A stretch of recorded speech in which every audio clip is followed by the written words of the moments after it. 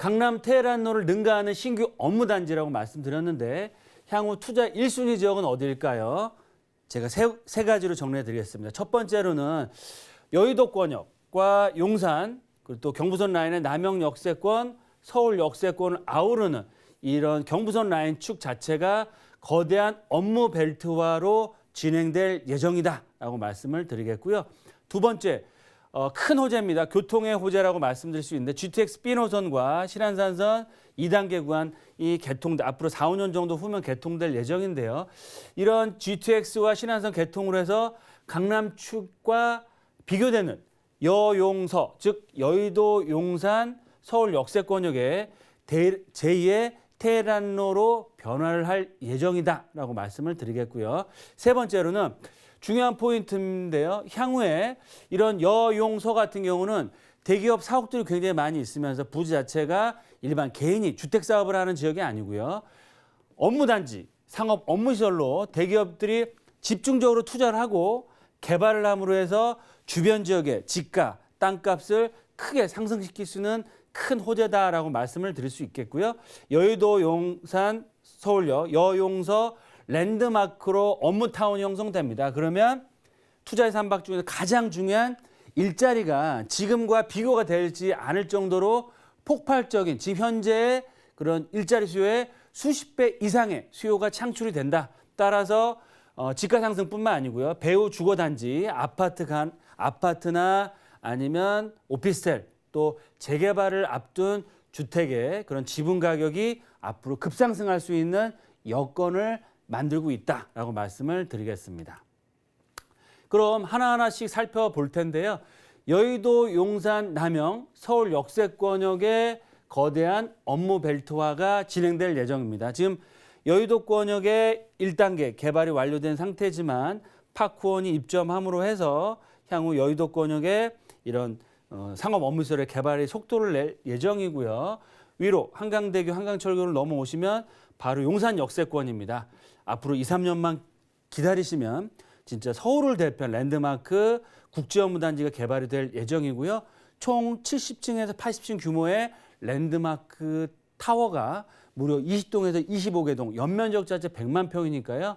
테헤란로의 대로변에 있는 오피스의 수요 자체가 용산, 서울의 한복판에 들어온다라고 말씀을 드릴 수 있겠습니다. 특히 남영 역세권, 얼마 전에 제가 방송 유튜브에 말씀드렸죠.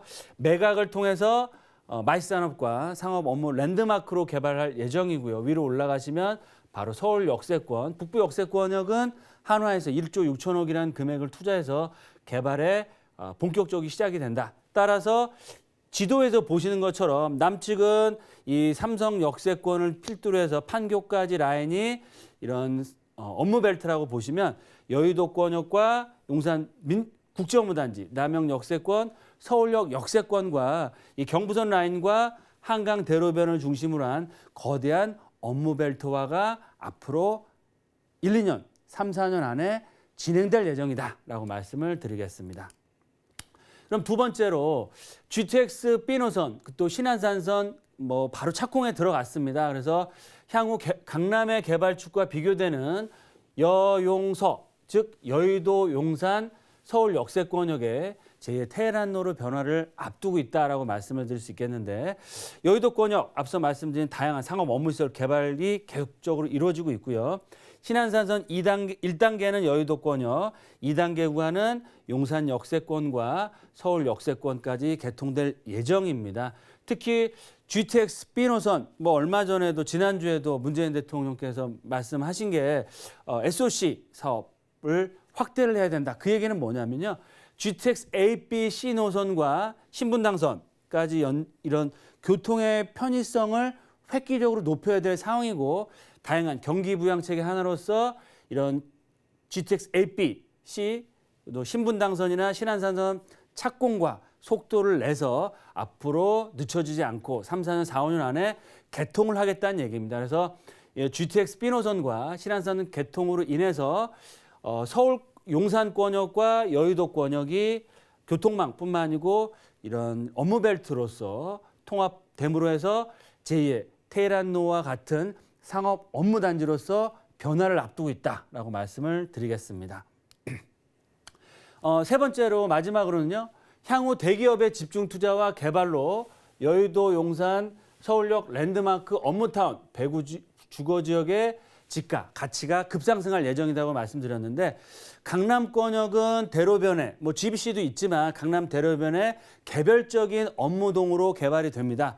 그에 비해서 여의도권역이나 특히 용산 국제업무단지나 캠프킴, 서울역 역세권역은 대규모의 개발 사업과 대기업들이 본사, 신축이나 상업 업무시설로 개발을 할 예정이기 때문에 그만큼 주변 지역의 집가를 급등시킬 수 있는 큰 호재다라고 말씀을 드릴 수 있겠고요.